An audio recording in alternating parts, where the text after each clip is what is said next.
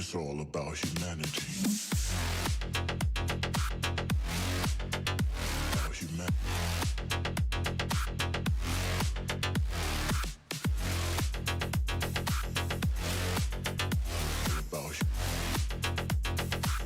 It's all about humanity.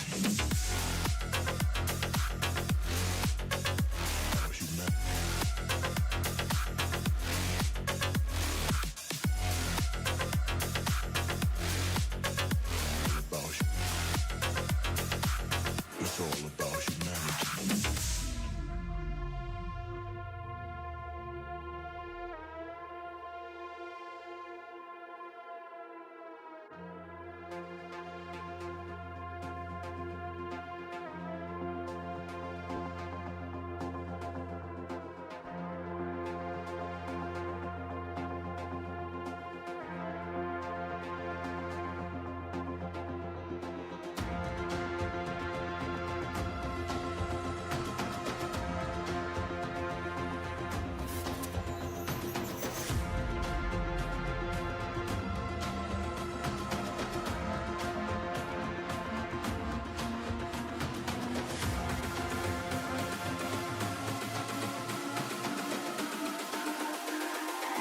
It's all about humanity.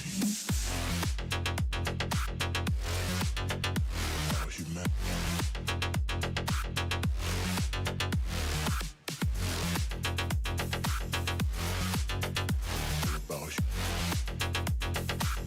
It's all about humanity.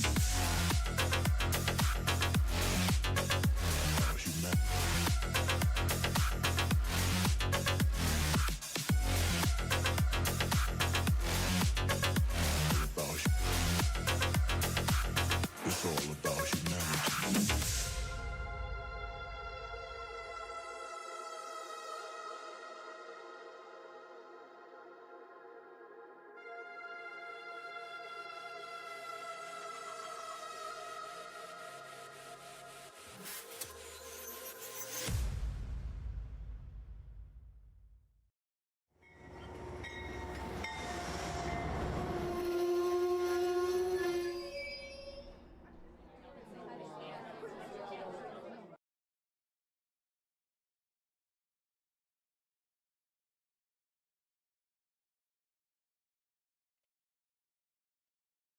It did unmute. I was waiting for my mic to unmute and I thought it didn't unmute.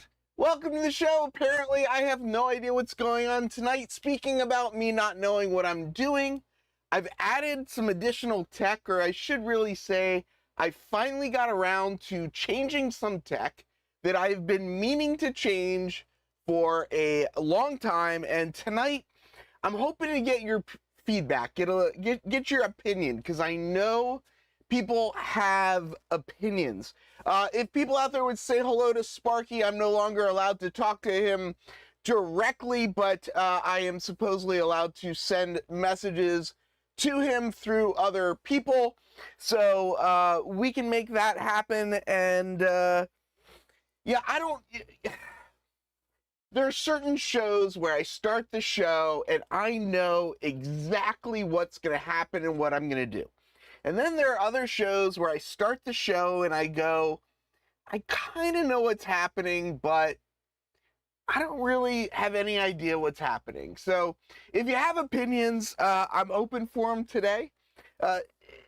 If you don't know, my goal, part of why I have this channel, part of why I enjoy doing this, is for me, a lot of it's about sharing the hobby. And my goal ultimately is to see how I can share, this layout, what I've created, with more people and inspire people. And one of the things that I love about model railroading is operations. And there's a lot of conversation out in the operations community about how to actually share it, how to actually get people interested in it, how for it to not be intimidating, but be welcoming, but that kind of thing. So we're going to get there. But before we do, I thought I'd share a little project that I am working on. James is saying, we are here, Heather. Is there a Heather in the audience? Uh, Here's a little project I'm working on. So I have actually two of them, some DCC Concepts alpha meters. And what I did a long time ago was I created this little box for it. And essentially what I did is I took an enclosure that I had, and I cut a hole in the enclosure for the alpha meter to fit in. And it was kind of clunky, but it worked. I was able to kind of attach it to my layout and kind of make it look pretty. But then, like, I started adding more and more things to the layout. And fortunately or unfortunately, depending on how you look at it, 3D modeling has become 3D printing has become a big part of the hobby. And as I was kind of looking around at things to improve, one of the items I thought to improve was this little enclosure and make it happen. If you don't know, speaking of 3D printing, a certain individual in the community just had their 6-year anniversary of starting a company bringing 3D printed objects to the world. So that was kind of exciting. But like some 3D printed items, you know, like this is a throttle holder. This came from James Brazel out in California. He printed these out. He put little uncoupling holders on the side, which was kind of nice. I just recently printed, and I made them bigger than this. This was kind of the test print to see how things fit, but I made them, oh, that didn't work. I made them about 4 inches long, and this is now what I use to hold my uncoupling tools. And again, like, you know, small little 3D printed objects. I think I mentioned these last time, but I've been 3D printing mounts for cameras, and that's how I was able to get all the cameras in the spots that I wanted to get them. So when I was kind of looking at this, I kind of said, you know what, I can do better. And what's kind of really neat is that for guys like me that have absolutely no ability to 3D print or to 3D design anything, you can still make a box. I actually used an online tool to DCC Concepts, who makes the alpha meter, provides what the cutout size is and where the holes and everything are. And I basically took that 2D drawing and I stuck it into this tool, and it gave me a drawing of a plate with a cutout in it so that I could basically make a little box. And of course, you know, why make things simple? I've never been one to do things simply, so this is kind of what I came up with. The alpha meter goes in the top section here, and you can see it fits really nicely. And then I've got these 2 openings in the bottom, and you might be asking yourself, why in the world do I need openings in the bottom? And this is an item that I, you know, found online to 3D print. This is a pretty standard little volt amp meter device you can buy on Amazon, but this one in particular is for LCC. So what I want to do is put one of these meters on one side for LCC and take another meter on the other side and put that in here for just some DC voltage. So this is a little hard to get out of here. I don't know if I'm actually going to be able to pop this out because, you know, sometimes I'm just not very strong. But so they're trying. Essentially, they're trying to limit what is legal and not legal to print. But, you know, for model railroading, I don't think it should affect us too much. But can you explain what an alpha box is? Yeah, I can. This is a DCC Concepts alpha meter. Essentially what it is it is a panel mount version of the RR amp meter. So the RR amp meter is designed for DCC metering specifically. I don't really know what the difference is, but you can see there's all this stuff on the back. So apparently there's something fancier than just a regular meter, like this to measure DCC voltage.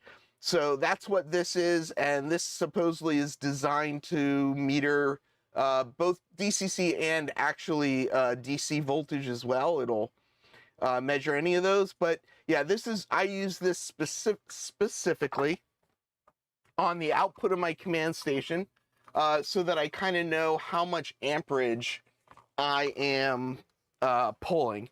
And what I need to do, because I'm sure all of you want to sit here and watch me do a little unscrewing as it may be, I'm going to try and get this out of here and get this in there. So how am I going to attach this box to the fascia? That is a great question. The answer is, I don't know. I know where I want it to go. The problem is it's kind of curved over in that area. What I am thinking that I am going to do is I am going to put it below my car card boxes. So I will just use Velcro. Velcro seems to work really well. And I'll just Velcro it to the bottom. The problem that I'm going to have right now is I'll need to make the cables a little bit longer to Velcro things, which, you know, it's not the biggest deal in the world, but, you know, I could 3D print a curved mount. I don't think I'm probably going to do that. James says he wants a box. If anybody wants the file, I mean, I am not very good at design. I can show you all of the mistakes in this little box. I will say it is, for me, it is what I'm going to call good enough. Sometimes I can get this out, sometimes I can't. One thing that's kind of wasteful about 3D printing is, like, I could always just reprint another one of these plates. So sometimes when you can't get things out or done, sometimes if you just cut them, it makes it easier. Some of these come out easily, some of these don't come out easily, but let's see, so load supply, so I need to put it in like this, and this is going to just slide in here like this and snap in. And the snapping in is hard, and of course I kind of made a little crease in it, so if you look closely, you can see the color change where it bent to snap in, but that's basically the idea. And if I knew where my other meters were, which I don't, I could show you what one of the other meters looks like, but basically, like, I have 12 volt buses and 5 volt buses around the layout. And when I say buses, I mean like a power bus. So I will put the meter for that on this side. And, you know, I figure it's a nice little enclosure. So I won't be using two LCC meters. This one will be an LCC meter. The one on this side will be just a regular DC meter. I bet you can open it with, oh yeah, with that right angle drill bit. I probably can. If you don't know what Teddy's talking about, head over to last week's stream, and you can check out the drill bits that I made. Oh, here we go. See, I knew I could do it. Here is what the other meters look like. So this meter will just go in here, in this side, and I have not tested to see if these fit. So hopefully they'll fit. And if I'm careful, it will kind of snap in without too much trouble. There we go. So this is what it's going to ultimately end up looking like. I hope it's not upside down. That would be really embarrassing. No, they're all right side up. So alpha meter up top, measuring DCC to the layout. Then down here on the bottom, this over here on the left will be the LCC bus. Over here on the right is going to be a DCC bus. I don't know yet whether it's going to be 12 volt or 5 volt, but I'll need something. And yeah, so what am I going to measure? So basically the things I just said, I'm going to measure. I don't know. Is that clear? Does that make any sense? Am I making any sense? It's not upside down, but I do want, before the stream, there was this other guy on, and he was talking about the edge of the world stuff, and there was like some upside down stuff, and I have this whole area right over here that's like going to be a park, and I've got this like little area here in the corner, and I thought this would be a great area to do some of the upside down stuff. So hopefully that person will do some stuff in N scale, and I can potentially go and you know, maybe put something over there. Good idea, Sparky. Can you take it apart and show us again? No. If I was going to try and pull these out, I'd probably have to cut them out, because at this point that is about as much as I can do. And you might say, okay, why don't I have a back, right? Like, you know, all these other cases and stuff had these nice backs. I didn't feel like I needed to figure out how to model a back. So, you know, I could make a back and kind of glue it on or something, but I just didn't think it would be necessary. Just make a faceplate for the bottom area that was bent. Are you talking about like right here? So you know what I'm gonna do? I'm like pointing at stuff, but you can't see. So you're talking about this here where I kind of made a little bend mark. I tried to figure out how to 3D print labels or whatever in this, and I couldn't figure out how to get the text in here. So what I'm actually going to end up doing is exactly what BN just said. I'm going to put labels over it. So I've got, you know, just the regular old label maker, and I will just, I will label maker over it, and it'll be perfect, and no one will know anything was ever wrong with it. But so that was one of my projects. I don't know if it was successful or not. Here's another project. I thought this was so funny. So one of the operators was like, oh, you should make these little cards to like, you know, help the yard master stay organized. And I was like, oh, like this won't take very long, right? I can just make a, you know, I can just make a bunch of these little labels and just real quick and just cut them out and whatnot and so forth. It took me about 5 hours to make all of these little cards. So if you come operate on my layout, please don't steal one of these cards. I just realized that would be like the funniest thing, is if people started coming here and just stealing these just to like mess with me. But that's one of the reasons I made these little holders. So I made these for what do they call it? Coupling tools, but I also made them to hold these little things. Yeah, you would think they're Z-scale. Lee was not the one that suggested this. It was William, but Lee was here. So, William, these are now to hopefully help you organize in the yard. So that's kind of cool. That's kind of fun.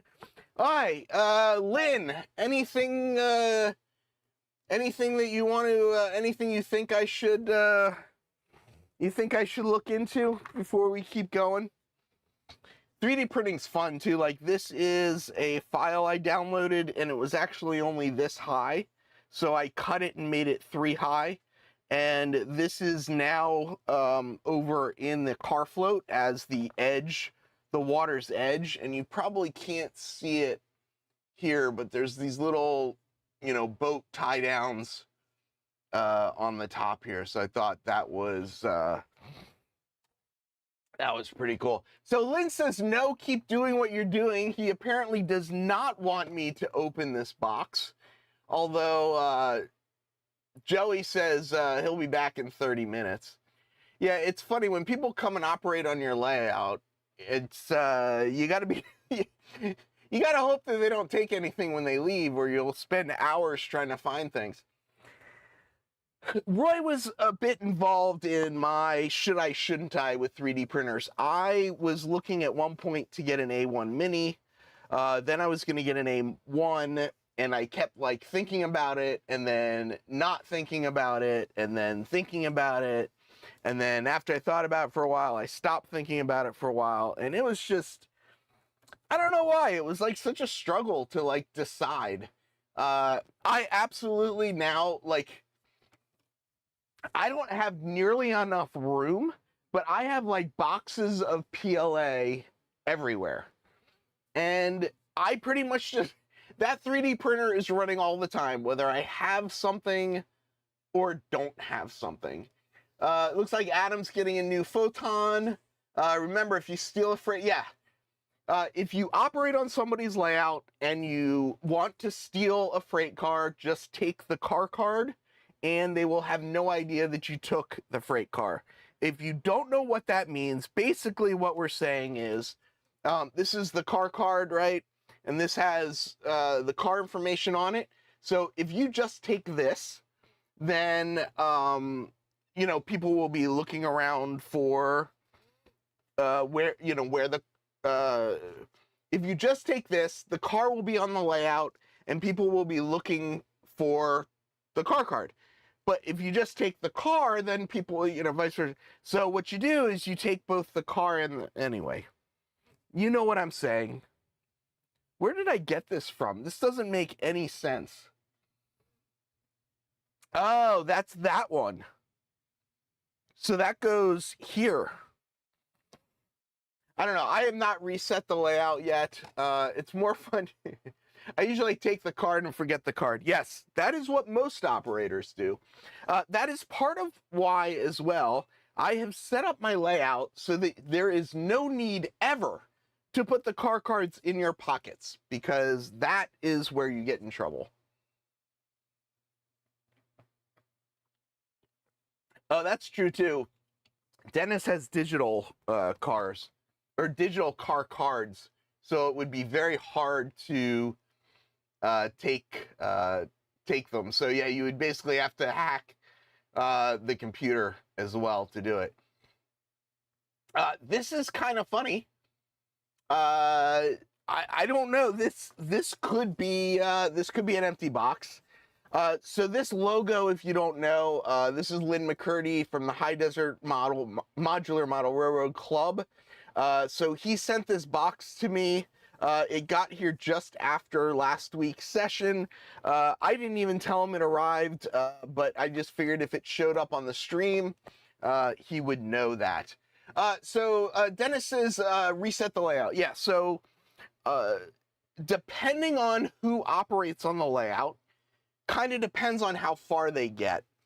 And one of the things with car cards and waybills is you need to flip all of the car cards and waybills.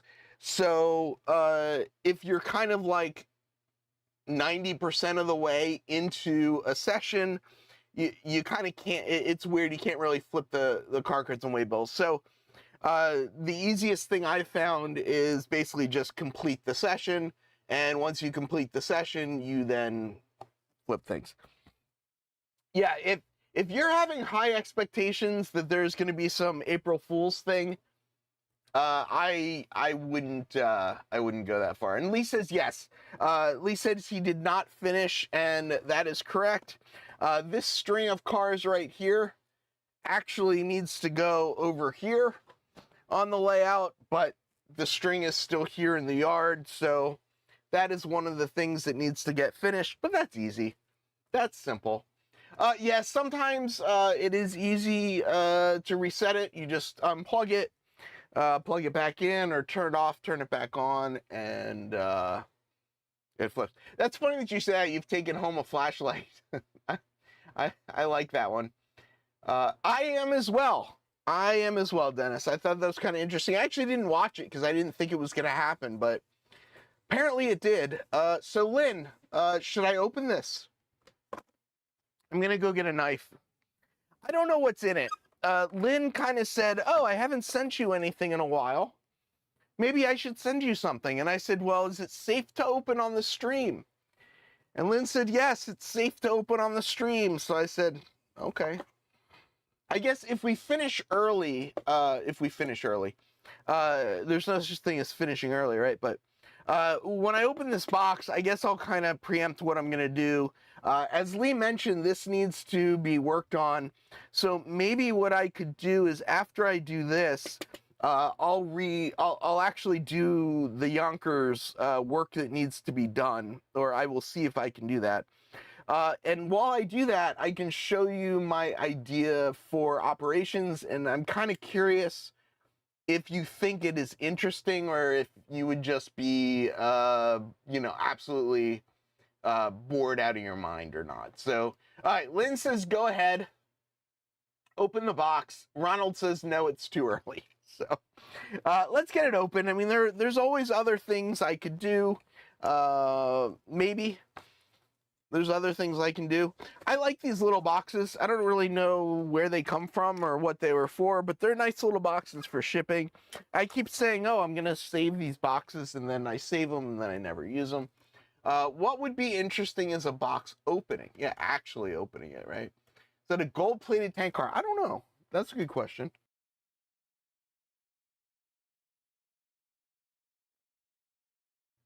I don't know why, but my nose is like all stuffed up. Okay, here we go. Let's see what we got here. We've got some paper and some stickers. We got a High Desert Modular Model Railroad Club sticker. Oh, that won't fit there. I mean, that'll fit there, but if I put it there, nobody can see it. I guess we'll put it there. We've got other High Desert Modular Model Railroad stickers. These are kind of shiny. I mean, these'll blind you. Dennis from Otter Creek thinks that it is something brass. I don't know. Do we think this is safe to open? Let's see. Let's see what it says. For your next unboxing.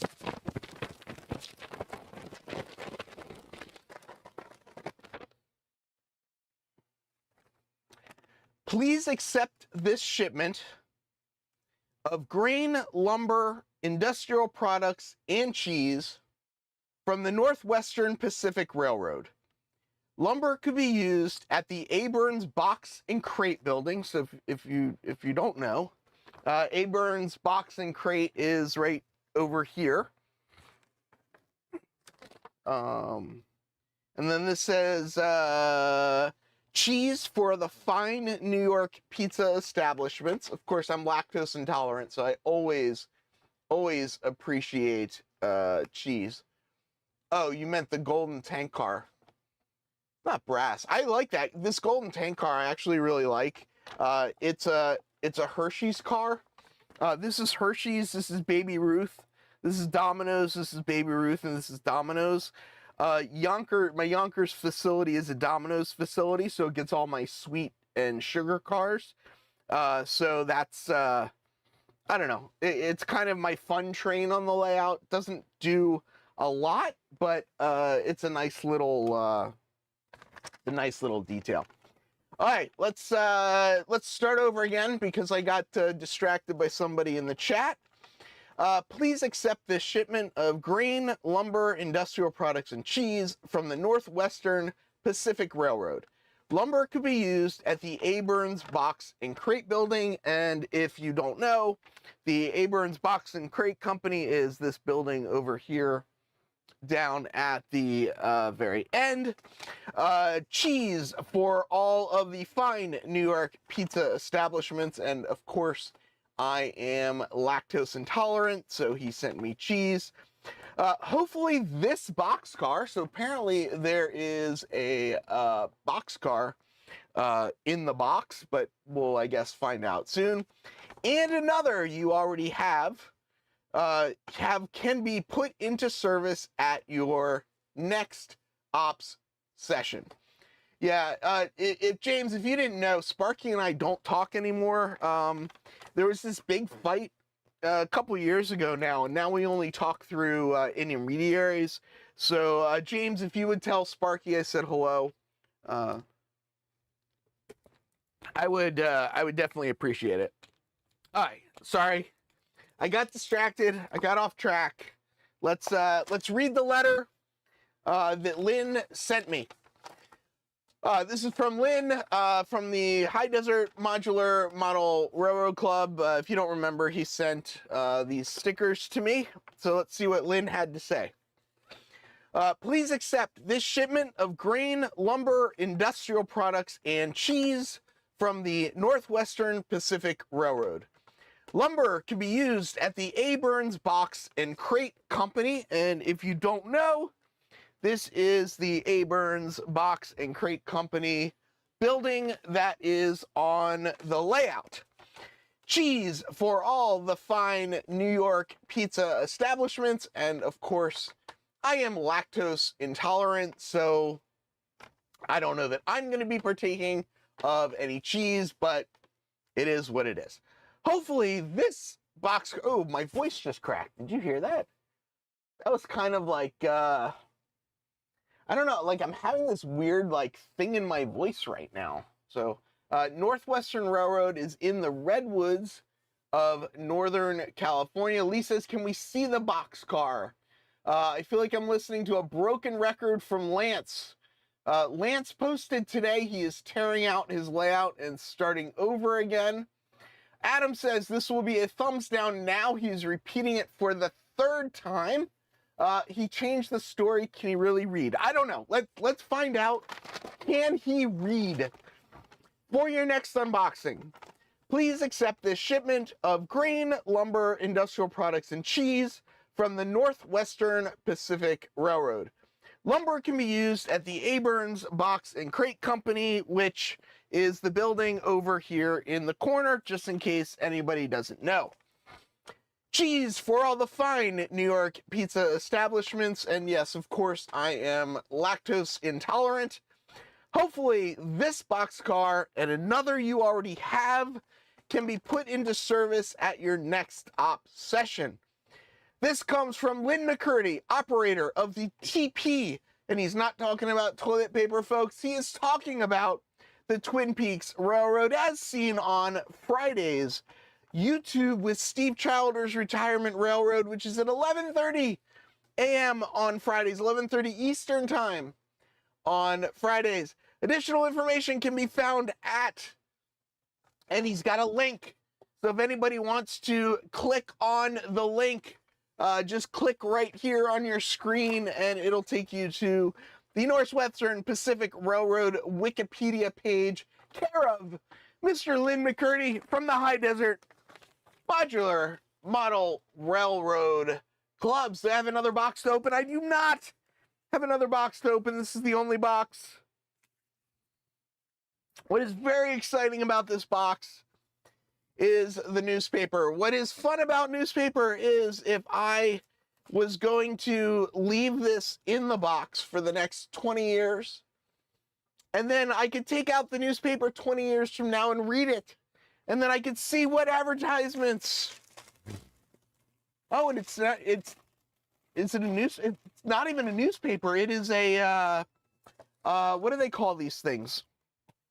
Back in the day, before they had the internet, if you needed to know what a phone number, like what phone number, to try and call someplace, you had to look it up in a book, and that book was yellow.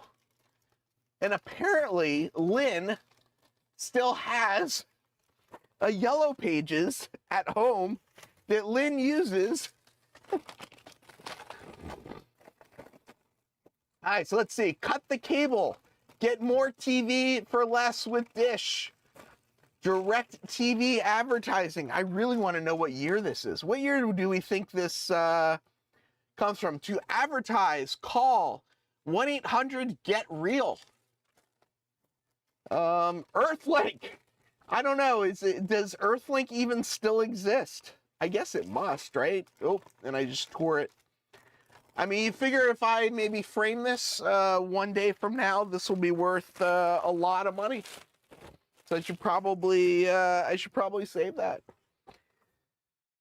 All right, here we go. For supporting Apex Model Train Company, which looks like it is the eBay store, we buy N-scale train collections, which it sounds like that is where this came from. So box is now empty and the unboxing is now complete. What should we do next? Should we move on and talk about the cameras? Because I don't have enough cameras on the layout. Has he produced the contents yet? The contents of what? It is after hours. I say call the number. Yeah, I don't like. I don't know. Did people on here ever do that? Like you just like open up the phone book and just kind of like run your finger along the phone book and touch a number, and then that would be the number that you would just call, and you would just call and see who was there. So apparently, Lynn, in addition to the yellow pages, he sent me bubble wrap. And of course, it is tighter than Fort Knox to get it open. So I need to pop the air in the cells. Do you ever wonder? There are some times where I get like those little airbag things from Amazon, and I think to myself, I wonder where the air is coming from that I am about to pop open. And when I pop open the airbag, sometimes I think to myself, I hope there's nothing in this air. I mean, I figure it can't really be worse than where we're at right now. Speaking about where we're at, so here's a question that I have for people, and I've been thinking about this for a little while now. Every time I say it, it's kind of every time I say it, I think about it. So here's a question for people. At the end of my stream, I always say, "From the city that never sleeps, farewell, model citizens." And I still really like the farewell, model citizens part, but the reality is I don't know that I would say New York is the city that doesn't sleep anymore. I mean, yes, it still kind of has that, it still kind of has that, that ring, or that, like, it's still known as that, but it's not, it doesn't really hold true anymore. So I'm thinking about changing my outro. So I guess my question to everybody is, should I change the outro, or should I keep it the same, just, you know, just because? The warehouse person, yes, that is what I am afraid of. Dennis number 3 says, somewhere on Earth there is a methane bagger 3. Vegas sleeps less than New York City. And I would say that is true, although I would say Vegas is getting kind of expensive. So I don't know. 41 out of 12, nobody wants to hit the thumbs up. I mean, do you really blame people? I mean, if you've been paying attention to this stream, I don't know that that I would hit the thumbs up button either, you know? So, you know, I guess. Is that from New York City? Yeah, well, you know. It's all relative, right? It's all relative. Okay. So this looks like, this might be an old, oh, this is interesting. I have never seen, has anybody ever seen a box like that before? I don't think I've ever seen. Yeah, Lee, that's a good point. Paul, if you would like, I will reread the letter. I guess, let's see if we can maybe get 2 or 3 people that want me to reread the letter. I will read it again. So this is Apex Model Train Company. That's kind of neat. They have their own box. Now I'm kind of curious to see what's in here. It says Micro Trains 39100. Oh, it's a Northwestern Pacific boxcar. Now I understand why he keeps saying Northwestern Pacific. So, oh, that is smart. So that is a very smart marketing tool. Basically, this is I'm guessing a used car that this company purchased, and instead of just sending it out without any sort of box or instead of buying jewel cases, they get their own boxes made up and send stuff out. That is really, really, really, really smart. So here is the boxcar. If people don't know, I really like these overnight express cars as well. The pacemaker cars are all express freight cars. My Human City Junction cars are express freight cars. There is a, what is it called? A blue streak are fast freight cars from the Cotton Belt. That's over there as well. So if I open this up, am I going to find lumber and cheese inside? Because that would be pretty special. It does say 1953 is the number. This is the NWP, Northwestern Pacific. It is the Redwood Empire route. I opened up the car. There does not seem to be anybody in it. I was kind of hoping that inside the boxcar that there might be a hobo and some scat.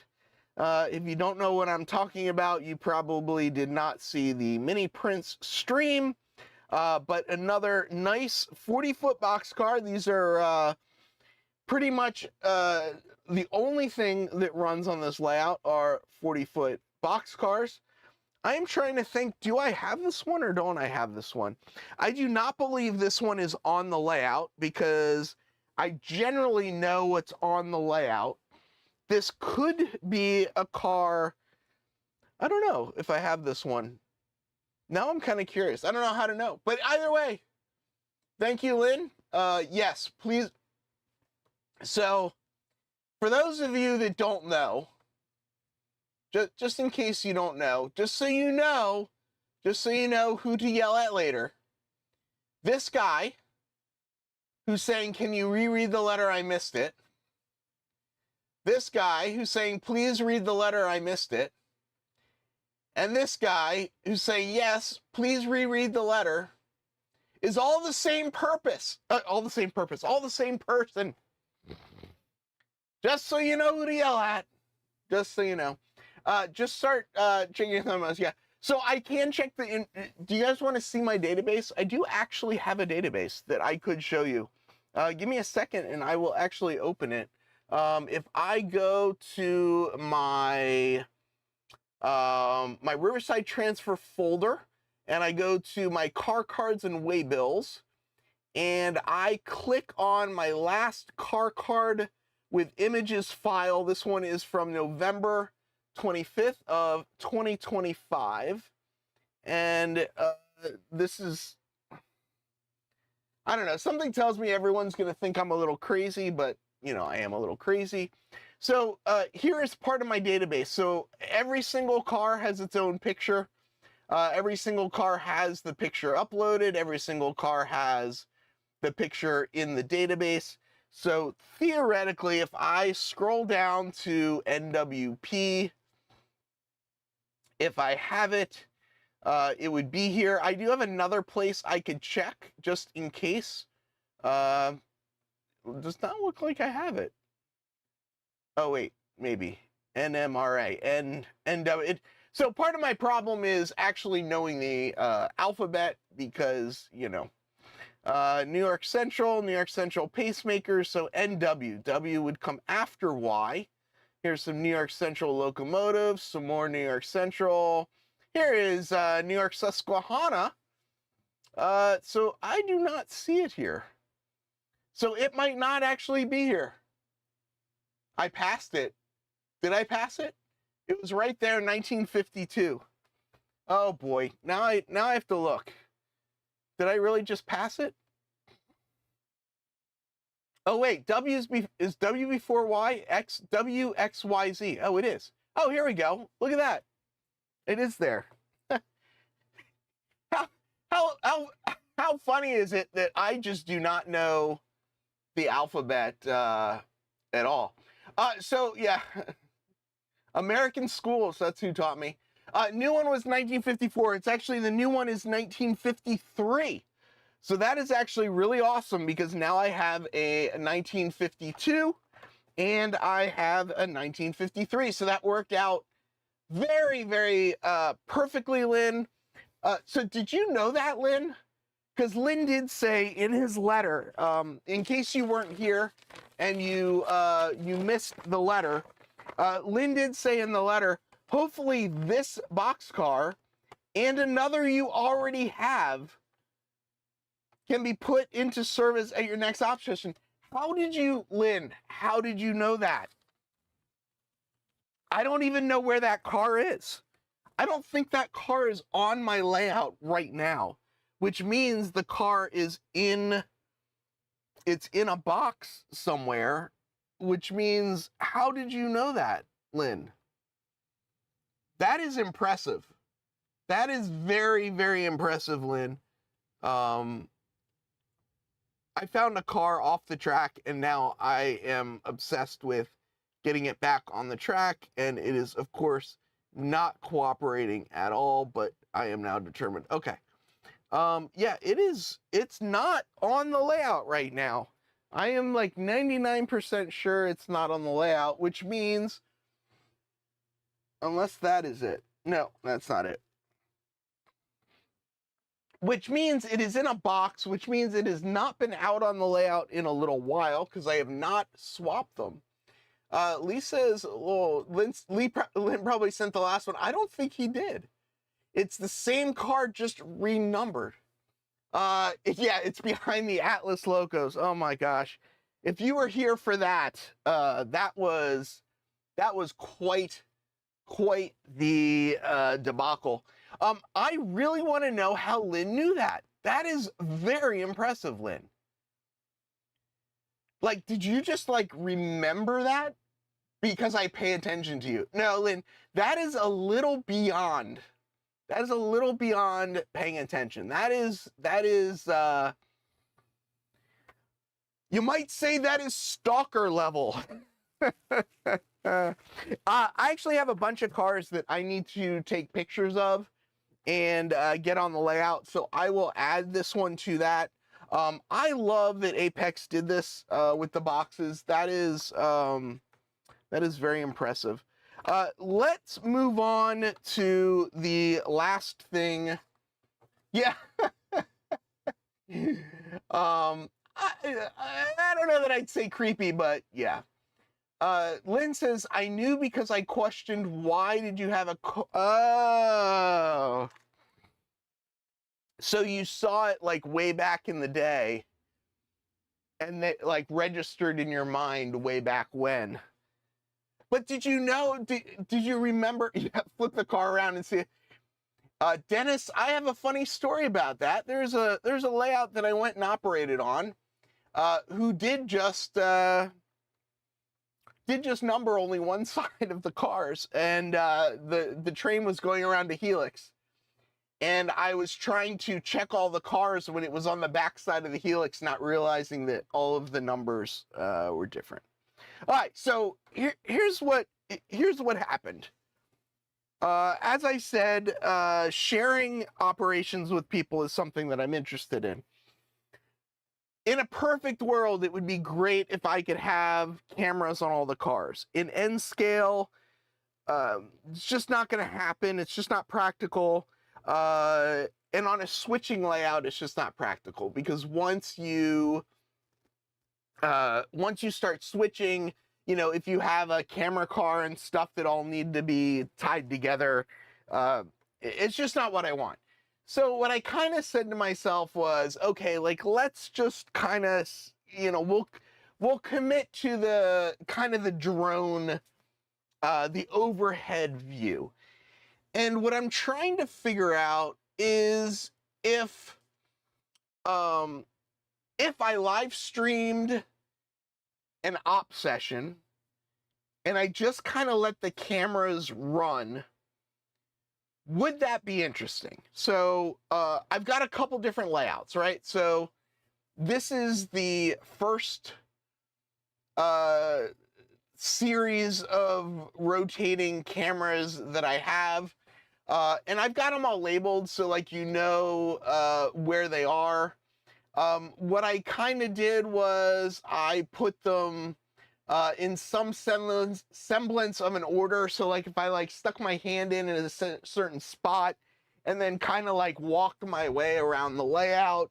You can kind of see my hand, transition from one section to another. I'm not really sure what section I'm in right now.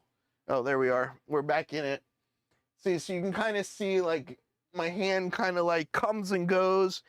My op sessions generally have like 4 operators, so there's generally enough stuff going in various sections of the layout to make it interesting. So I do have these views that have, these are very, very busy views with lots of stuff going on. And I think this is a little bit too much, right? But you see, I mean, it's rotating through the views, the various views are happening. The other kind of thing that I do have, though, is I have this, it's a more simplified view. This only has 2 cameras. And of course, so this is, Selkirk Yard on the left. And of course, it seems to be locked up, which is not good. Why was that locked up? Let's go back to here and see if I can, there we go. Of course, now it's working. So like here, Selkirk Yard, you kind of move through the yard, you get over here, and then you end up on the other one. So like if somebody was up here operating in the yard, you can kind of like see, everything that's kind of going on. Then the next camera is down this way a little bit further, right? So you're kind of now in this area down here. And then it gets up into Albany staging, right? And then we go to the next area, which is kind of, it's kind of the same-ish area, but then it takes you down to my 135-mile stretch down there. And then we get over into Manhattanville, and it's got, a camera over on this side of Manhattanville, and then it's got a camera down on this side of Manhattanville. This next one's a little weird because this is kind of industrial area, so it's got the industries over on this part of Riverside, and then we're gonna skip all the way past Riverside Yard over to this other corner, which I call Upper West Side.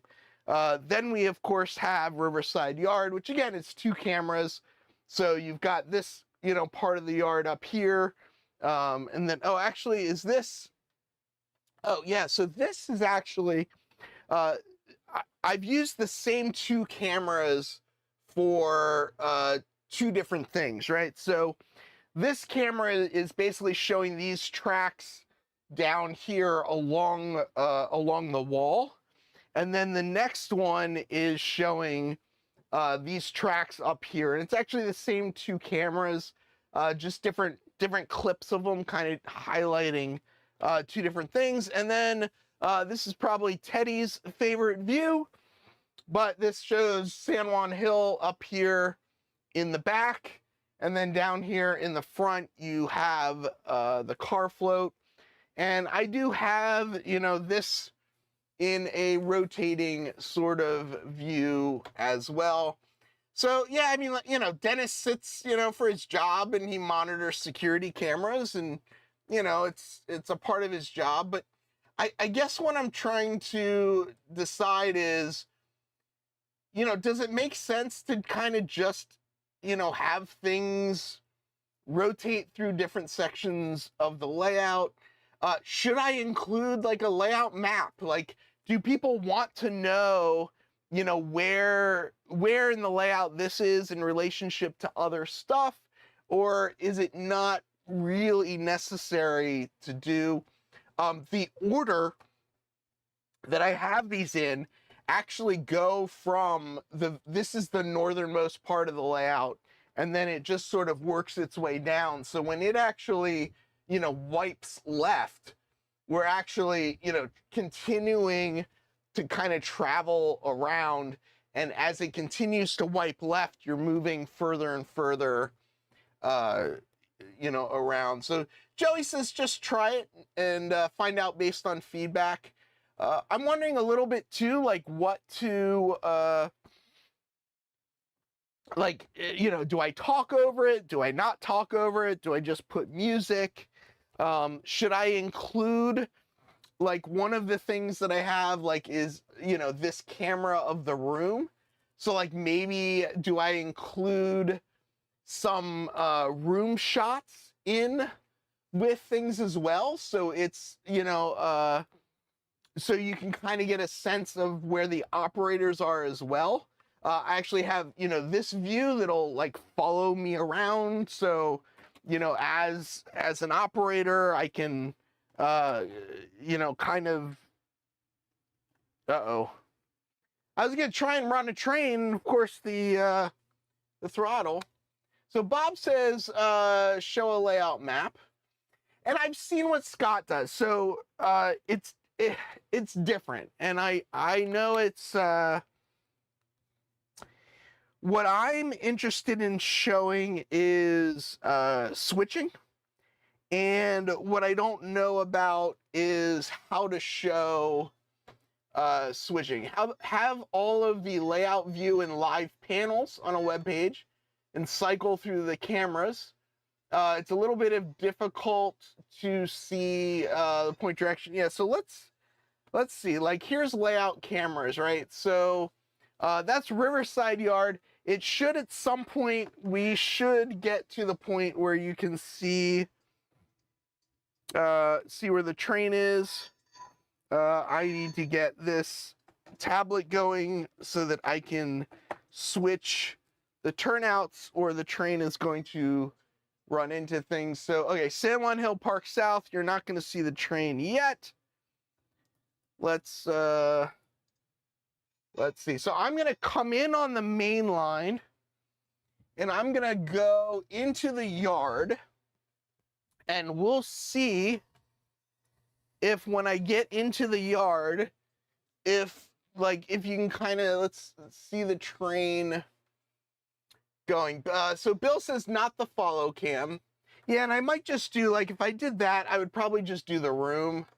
Almost feel like I'm gonna fall down based on the cam angles. Yeah. Did you add a track to Riverside Yard? I did not add any tracks to Riverside Yard. The engine track did get a little bit longer.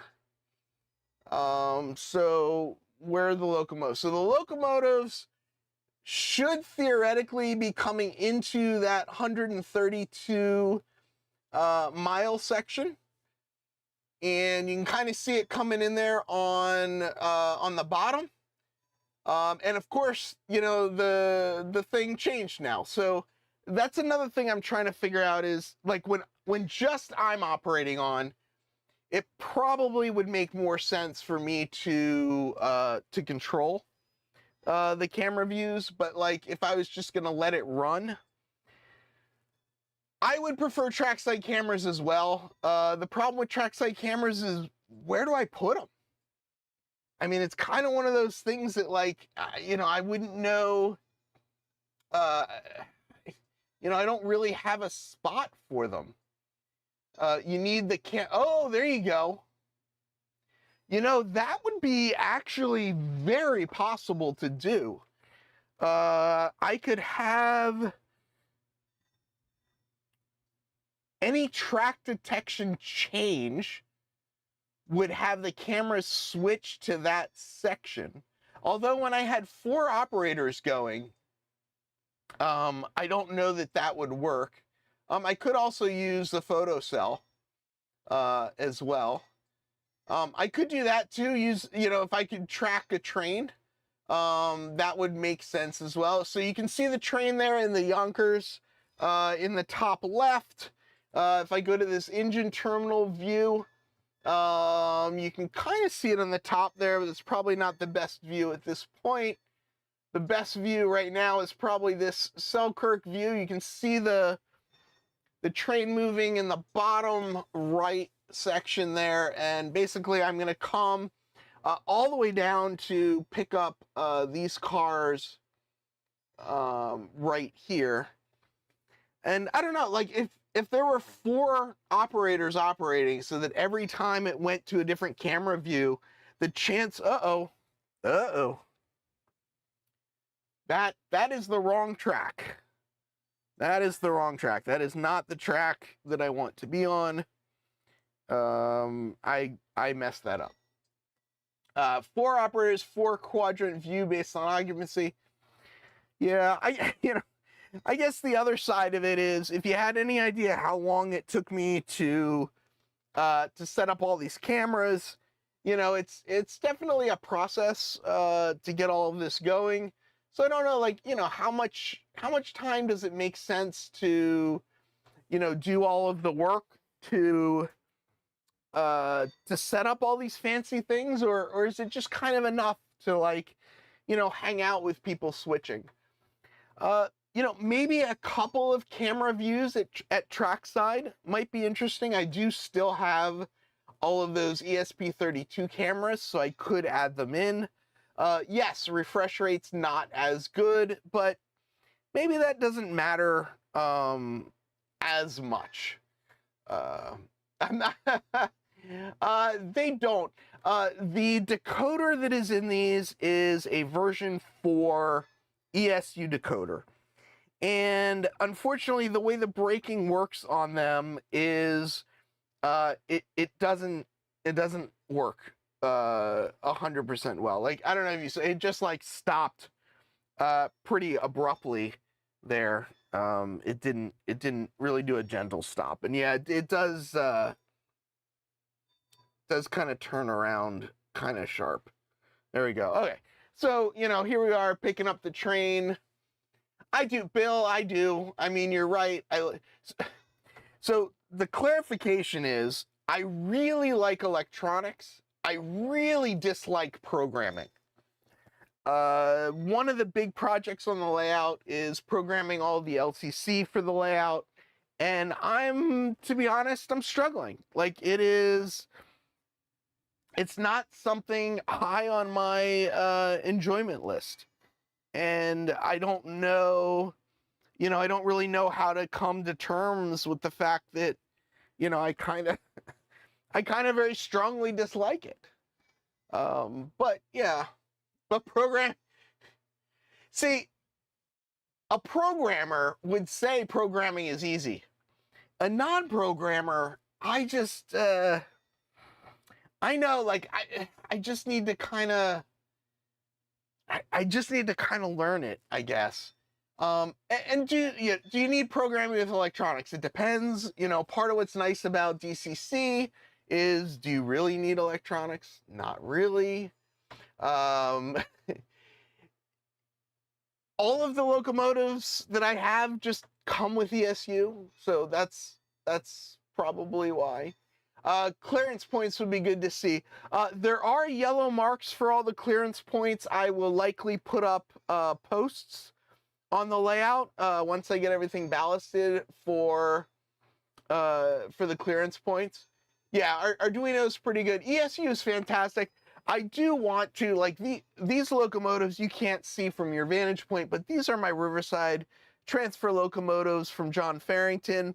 I do want to put V5s in that because I would love to have just that, finer, that just sort of better, I don't know if better is the right word, but kind of the better control or whatever.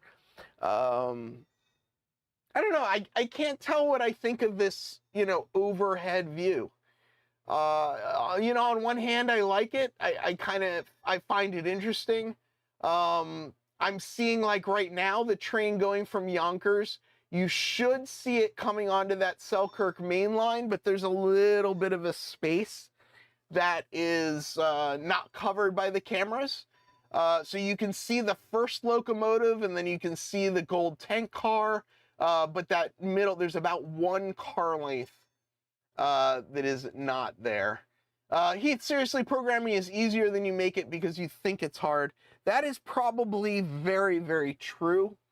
I've tried to figure it out a couple times, and I think part of it is I don't have the patience for it. A lot of programming is like just trying something and then troubleshooting it.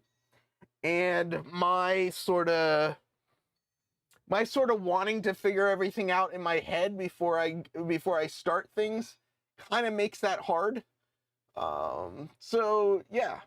I am switching them.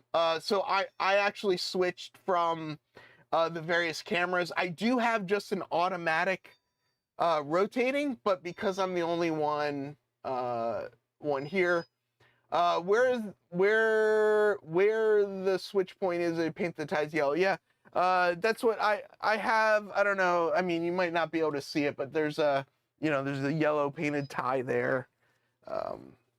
This is very original GTA viewpoint. Oh, is it? That's kind of funny. So you can see I just went past the switch for Yonkers there. That's what that switch is up by Albany. So if I throw that switch, it should throw, and I need to come back over here and I need to pull the blue flag or else I won't be able to get in to the thing. So you can see the train down there in the 132-mile section under the bridge. You can see the train backing up through between that like Selkirk main line and Albany. It is hopefully going to take the siding into Yonkers and hook up with that red tank car that is there that you see in that Yonkers track. It looks like, again, that top right camera is a little bit, there's a little bit of a gap there. I mean, it's okay, I guess. I mean, does it need to be perfect? Probably not. But there you can see, hopefully it coupled up, and you can see it pulling that entire train out. Yeah, and I get, this whole thing of like, what does it mean to run trains? A lot of people have different, views on what that means. I love just as much as the next one running trains in circles. I have, loops of trains over my head that just run in circles. I call those rail fanning layouts. I don't know if other people do, but that's kind of what I call them, is kind of this more of a rail fan type of layout. My layout, being point to point, is more of a switching layout. So like when I say I'm going to go operate or going to go run trains, I'm referring to more of a switching operation, which, it's just different. It's not any better. Heath, do you realize operations set up with car cards and waybills is basically programming?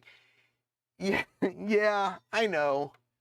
And that was a struggle. Like, that was a huge struggle for me. There are still some, things that I, want to and need to improve on with my car cards and waybills. But yeah, there's something like I can program in Excel.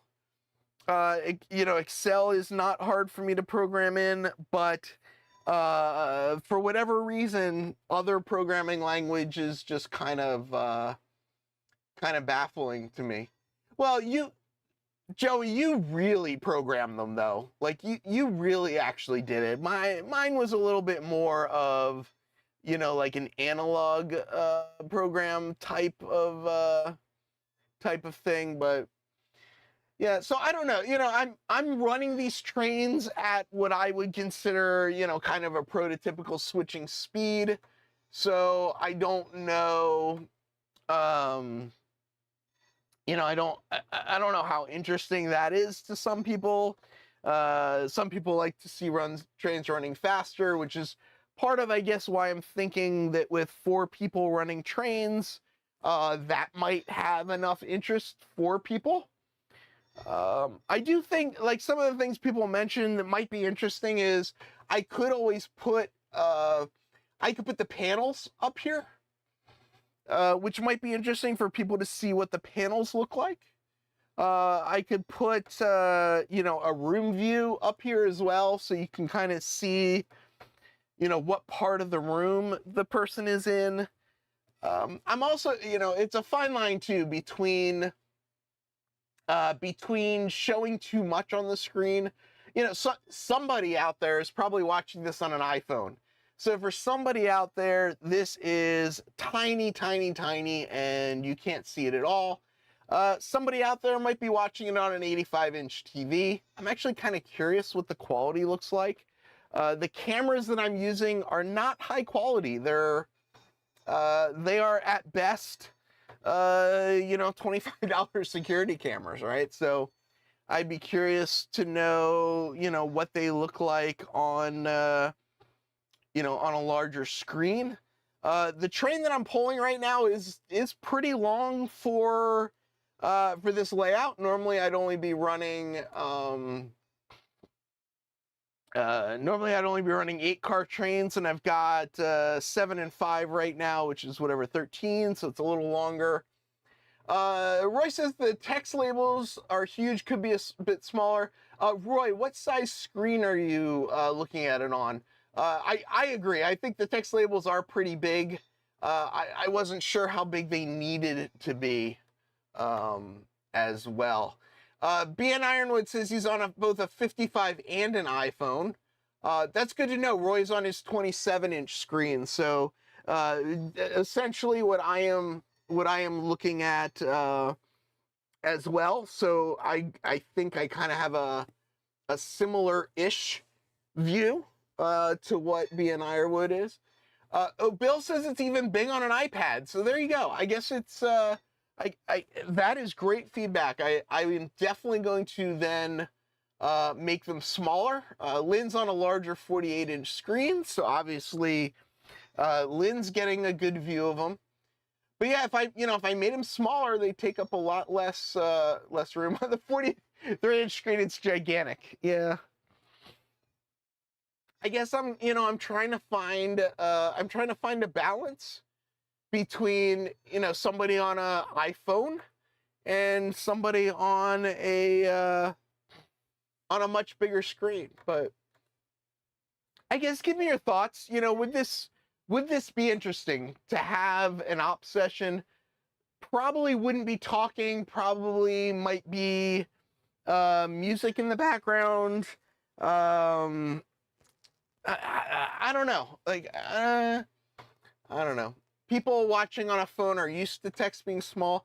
That's true too. And I think if you're watching on a phone, you probably don't really care as much to necessarily read all the text, and that's not really what you're there for. Bob says, honestly, it's a little difficult to know where they are relative to the whole layout. A layout map would be nice. Yeah. I guess I'm just trying to figure out, how do I add that, layout map to things? Like what is the best way to kind of to integrate that in, and what's, should it be its own view? Should it be, should the layout map be a part of the screen with the other images? So that's the thing. We could do music, or we could do the sounds of the locomotives, right? I mean, we could just, I could figure out some sort of soundscape way to, just hear the locomotives or just hear the sounds in the room. You could do one of those point-to-point schematic looking maps at the bottom.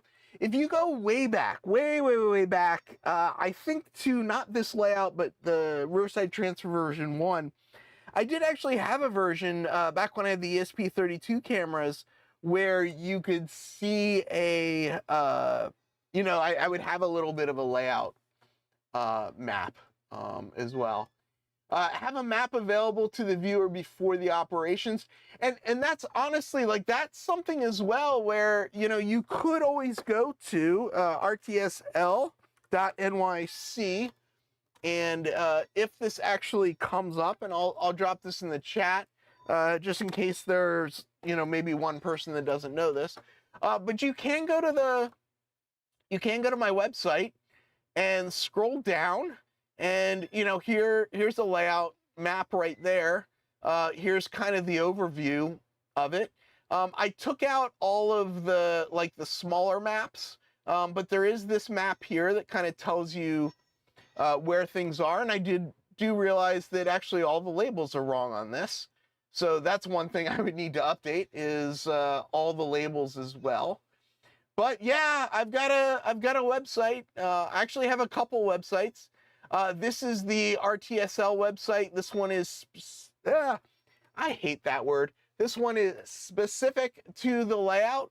I also have another one called humancity.org. This one is more just the whole YouTube channel and stuff, right? Like you go to this page here and you can see, oh, look here, it's a live stream. Heath is live right now. You could follow that link.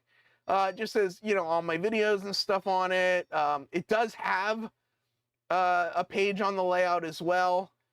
This one actually has the old maps on it. If you go to this one, you could actually see the maps. But I could do like a map like this guy up here, you know, kind of more of an operations-based layout. Bill, I thought of that.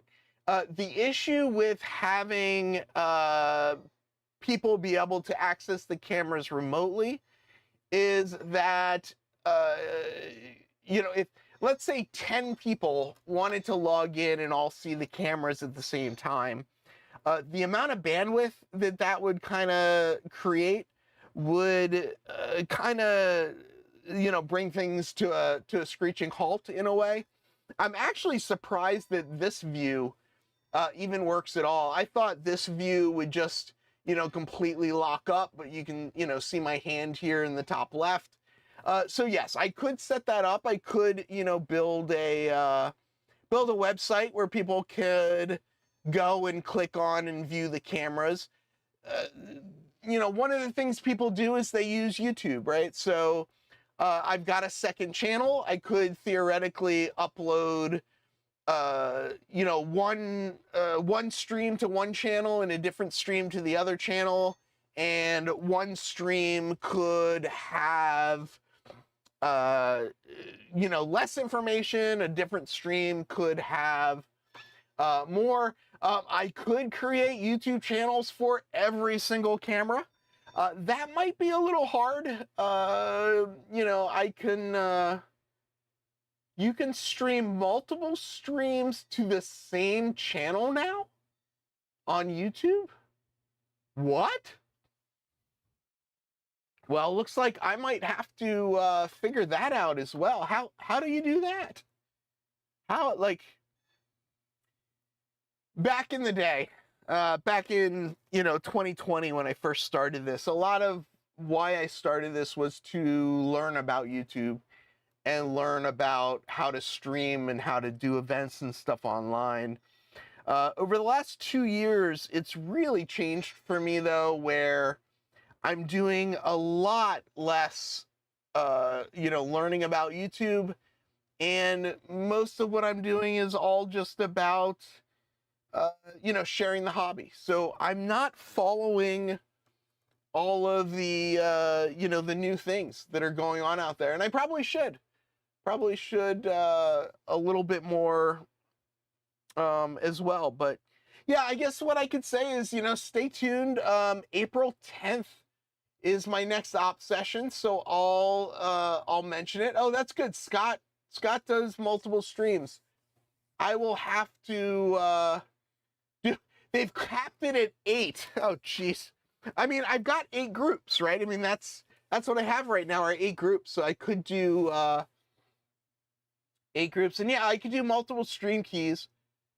I guess, how would I do it though? Would I need 8 instances of OBS and then stream, you know, 8 different versions of OBS to 8 different stream keys? Not quite. Yeah, separate sources. I'll look into that. I'll see what I can do. That sounds interesting. So maybe on the 10th, maybe what I'll do is I'll have 8 different streams going, and people can log into whichever stream they want to log into, and it'll be one of the 8 streams, and you may see people switching, you may not, and I don't know. I don't know what's gonna happen. It's an interesting world we live in these days.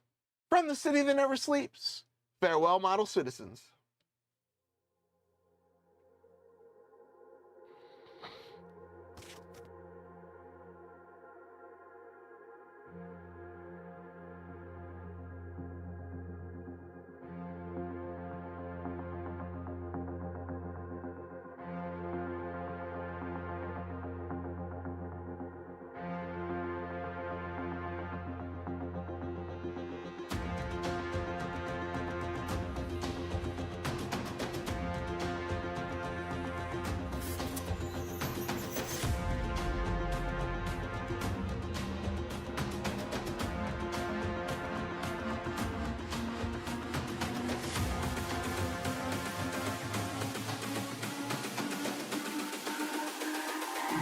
It's all about humanity.